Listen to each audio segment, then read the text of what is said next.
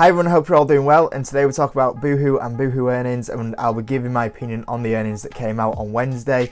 And as always guys, if you smash the like button, that'll be absolutely amazing.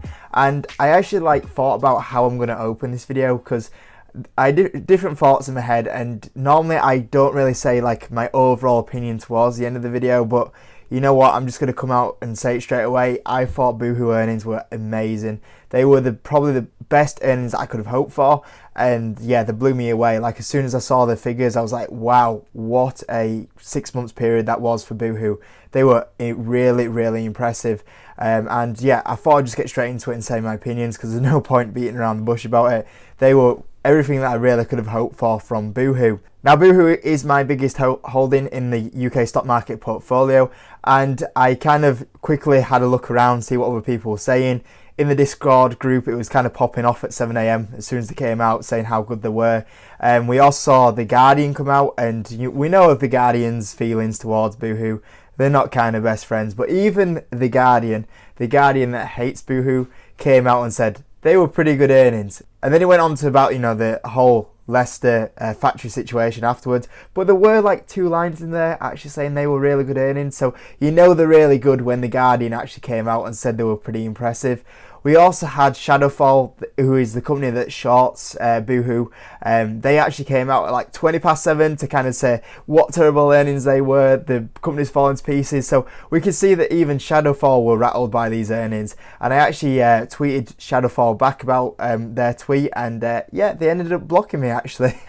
So I don't even think it was that bad. I was just having a little bit of banter with them. Literally, they posted about the short position in Shadowfall, and all I tweeted back was, "You lot must be pooing yourself right now after them earnings." That's all it was. It was a little bit of banter. Next thing I know, they've blocked me on Twitter. So I'll try get a screenshot of what the actual tweet was that I kind of put that to. But yeah, even Shadowfall were rattled after these earnings. So yeah, kind of a little bit gutted that they blocked me, because I can't actually see what rubbish they post on Twitter now. So never mind about that. But yeah, I thought if The Guardian's rattled, Shadowfall's rattled, these earnings must have been pretty decent. So I guess the next question you guys are probably all asking yourself is, well, there were really good earnings. Everyone were kind of rattled that was kind of against the company.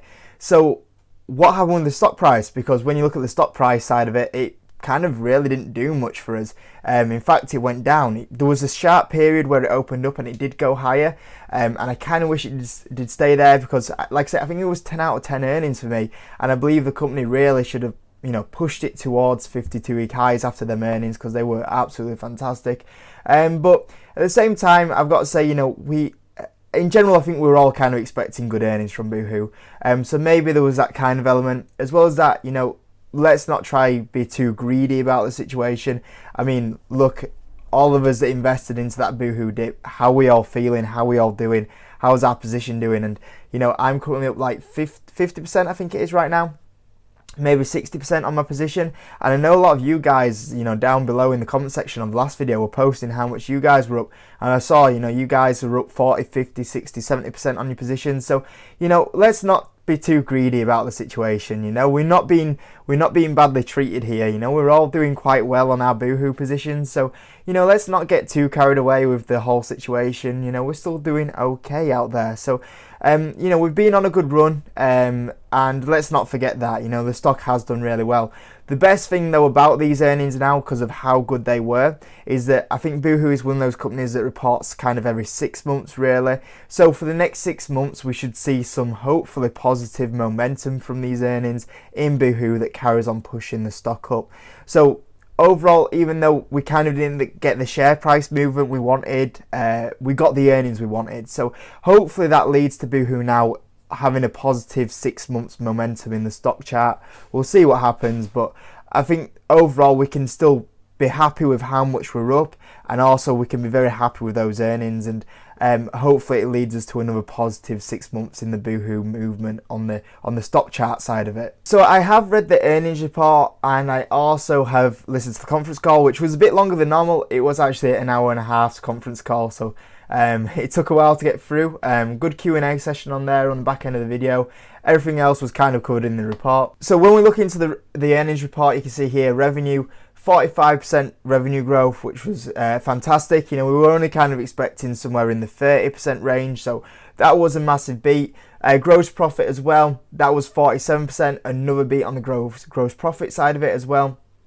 So we had a revenue beat, we had a profit beat, absolutely fantastic numbers from there, and there's also some even more fantastic numbers once we get into the earnings report as well. So here on the actual revenue growth on like the geography side of it, UK was 37%, which is kind of what we expected. The big standout one was the international, which was 55%, which is including US growth of 83%. That was a standout number for me. For that US growth to be 83% kind of shows that they're actually getting into, the US. They're starting to actually dominate US. The growth potential there is fantastic.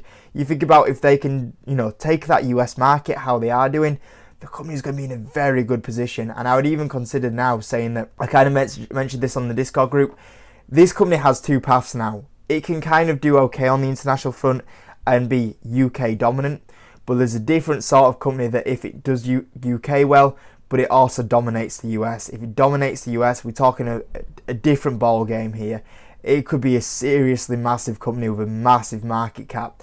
If it carries on doing what it's doing in the US now, this is kind of a different ball game here. I said on the Discord group that if it can actually crack the US, this company's market cap is going to explode. Revenue is going to explode.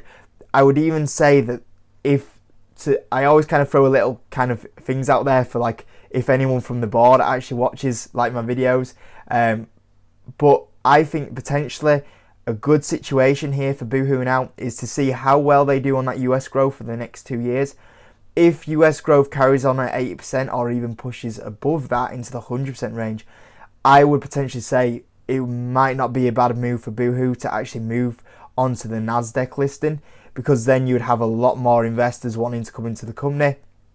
So I think in the long term, if it carries on that US growth, it might be a sensible idea for the Boohoo to look at a NASDAQ listing, because it will do fantastic things for the company. We can see that it mentions about the full purchase of Pretty Little Thing. We can see about also Oasis, Warehouse. It also goes on saying the earnings part is going to give itself buy even more products or even more companies, to give itself a bit more of a broader range of who it can offer to on like the age range really. So it is looking at maybe another buyout. It said potentially it could be a US company to help its US portfolio, which seems a very good move as well. We also got some information on the balance sheet. The net cash grew as well, 344.9 million. And in 2019 it was 207 million. It didn't take any help off the government. It did say about how it raised cash though through share offerings. So yeah, obviously that is all really good as well. Later on in the report, it does also go on to say that it actually paid off all the debt on its balance sheet. Now, we know that it wasn't a huge amount of debt that it did have on its balance sheet, but at least it's paid it all off now. So this company actually has no debt on its balance sheet now, which is fantastic. I mean, it wasn't terrible anyway, but I guess that was a little positive that kind of went under the radar. We also got some guidance on the outlook for next year, which I think some people took this quite negatively, like it wasn't as good as what they were hoping, but it's still a raising guidance, and raising guidance in a pandemic, I thought it was a positive move anyway. And also I think the way it has gone to move its guidance, it leaves it with still a lot of room to beat that guidance as well, which is always a great management move. So he said the group revenue for the year to 28th of February 2021 is expected to be 28% to 32%. So it was up approximately 25% as previously guided. So like I say, I think that's still a massive increase on the outlook. We've also margined for the year around 10% increase from the 9.5%, because we actually saw in this earnings report as well, the profit margins being increased as well. The group made a good start to the second half of the year with momentum continuing into September. At this stage, we feel it is prudent to continue to plan for a period of economic uncertainty in the second half of the financial year, including possible reduced customer spending, aka they're thinking that because of the furlough scheme ending, there might be less people buying the products. Disagree completely with that. I think people are still wanting to buy Boohoo products. It's not like it's something really expensive. It's fast fashion after all. So I think, they don't need to be conservative like that. But I think, the worst thing is that if it did happen, obviously then you would see the share price get slammed for it. It does go on to say that it is expecting to spend a lot more than anticipated, so it's going to be looking to spend 80 million to 100 million.